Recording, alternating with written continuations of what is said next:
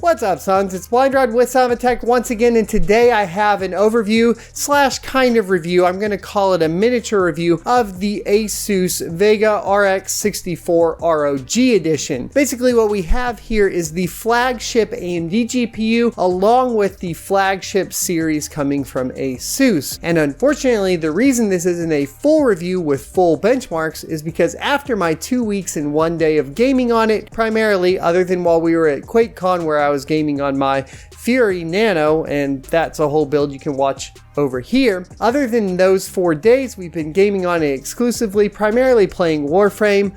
I've run into more issues and more caveats than I am almost willing to share with you guys because I know the comment section is going to get a little rough. But for the sake of being as honest with the viewership as possible and warning some people about some things they might run into, we're going to go ahead and dive into it right now. Welcome back. So first of all, a lot of the issues that I have with this particular card is going to be in the way that it was advertised. If you take a look at the ASUS website right now, it says it's a 5K ready GPU. And frankly, I didn't expect that at all from the get-go. However, that's the line that ASUS is going to cross a couple more times with a few different things here. Starting things off, we have a boost clock or advertised boost clock of 1590 megahertz, along with a cooling solution that is basically 0 decibel up to 55 degrees Celsius and is supposed to be nice and quiet, which also ends up being an issue, which we're going to talk about as well. The first thing I typically do is throw the GPU in and just run a base Firestrike. The reason Firestrike is a great benchmark to run is because for the longest time it was free, at least the basic version, and so a lot of people ran it. So you're basically able to go through the entire history of GPUs and see where the graphics card places. Now, every GPU I've gotten in, it's the first benchmark I run, so it's something that I'm also very familiar with score-wise. The first run on this GPU in particular was about a 22,500, which is pretty lackluster, especially when you're considering the fact that a GTX 1070 can get up to or around that with some overclocking, and you can't even flash a BIOS onto, of course, a GTX 1070. That's where things get a little bit sketchier as well. The decision for AMD to remove the ability to flash a BIOS onto one of their GPUs is very disappointing because in the past we've been able to do this and even still can to this day on things like Fury and have it run with Adrenalin drivers. Now, the only thing you have to pay attention to on Fury in particular, just to give you an idea, is the fact that you can no longer overclock the HBM, which is the original HBM.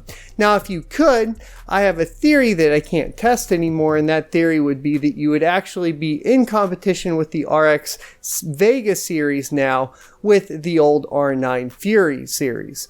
And I just think that that's probably why we're seeing a little bit more control from AMD and the Radeon team, and that's a little disappointing. Moving on to the actual card itself, we got a score of 22,000 like I stated, and the reason why this was is because in part it's not hitting its advertised boost clocks. Now, of course, I thought that this was going to be because it wasn't in gaming mode or I needed to switch the BIOS, which why have a BIOS switch on a card I'm not allowed to flash? And if I do, you turn off the display in the driver. What the hell is the point of that switch? AMD?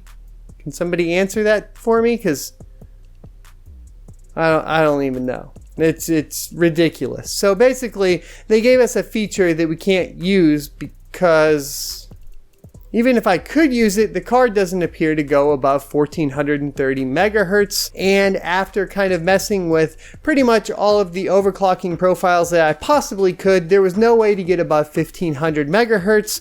and even then it was downclocking a lot. Now on the R9 Fury, what I've always done, or even RX 580, is there's a little tool called Clock Blocker. You can download this and basically say block the clock and don't let it downclock ever. I think the slogan's like say no to downclocking, so I tried that and that didn't apply. So we moved on to pretty much every overclocking tool we could think of, and we tried the overdriving tool, we tried the built-in one for the ASUS platform, which is their GPU tweak, and we tried Wattman, and we tried, of course, MSI Afterburner, because, you know, go to the old go-to. And unfortunately, every single time you try to apply an overclock or an underclock or anything, even a fan profile, it seems very inconsistent. Sometimes it applies, sometimes it doesn't. You can have the game running and it's applied and you think it's fine, and then you go to run another game or you close the game and reopen it and it doesn't function anymore. It has really weird things where you could just basically have the driver crash, but it'll come back and it'll stay applied, but sometimes it won't. The fan profiles, if you try to do a manual fan, the only two applications that would work with that was the ASUS GPU tweak and the overdriving tool. And when you would use those two, it would basically let me either apply 100% fan speed or auto or off. And that was it. Now the 100% fan speed's great if I want to go for max overclock and I'm just having fun, but it's kind of pointless because the max overclock doesn't reliably apply. And so I'm sitting there thinking, well, what's the point of this card? You have an enthusiast card where for whatever reason you have a hit or miss go at applying an overclock, and then you have a BIOS switch that you're not allowed to flash because AMD said so, and you have an advertised boost clock that doesn't even hit because why? And it's not like I haven't been messing with this card. I've been messing with it for 2 weeks, and to make matters worse, I have nothing applied to it, stock BIOS, stock overclock, and my Warframe just crashes. So, and that's on 18.2.1, so I had apparently at some point between the time I went to QuakeCon and I came back, the drivers corrupted in my Windows install, which makes no sense because the PC was turned off the entire time. And I just had to sit down and give you guys basically I don't know what's wrong, but I wouldn't buy one of these talk, and I can't recommend that you purchase one. Now, as far as the cooling solution goes, it works fantastic, and I see no reason why AMD shouldn't allow us to flash the liquid cooled BIOS onto this one and give us that 300 watt TDP. That would be kind of nice, but of course the display drivers won't, and I have tried, won't initialize. Basically, as long as you don't have drivers installed, it'll come up, and then as soon as it pulls the drivers. Now we can roll back to an older driver, but then we start losing some of the performance gains that Adrenaline has added in, and we lose the features of things like relive and so on. So you basically give all of that up. Now as a Linux GPU or a Hackintosh GPU, I guess it makes sense, or the most sense in those applications, but as a Windows gaming GPU, it really doesn't make much sense. And that's a big disappointment when you're talking about the price of VSync being so much more reasonable than G-Sync, and it just hurts really bad. I didn't check the power profiles, but we're going to talk a little bit about their cool and quiet advertising. Now, AMD's always been known in the past, or at least by me, to have a little bit of coil whine, and so I'm happy to report that hasn't changed. So I can show you guys real quick two things. One is going to be the GPU at 100% fan speed, so you know what that sounds like. And then I'm going to show you guys the coil whine, and then we're going to wrap up the video. So without further ado, take a listen.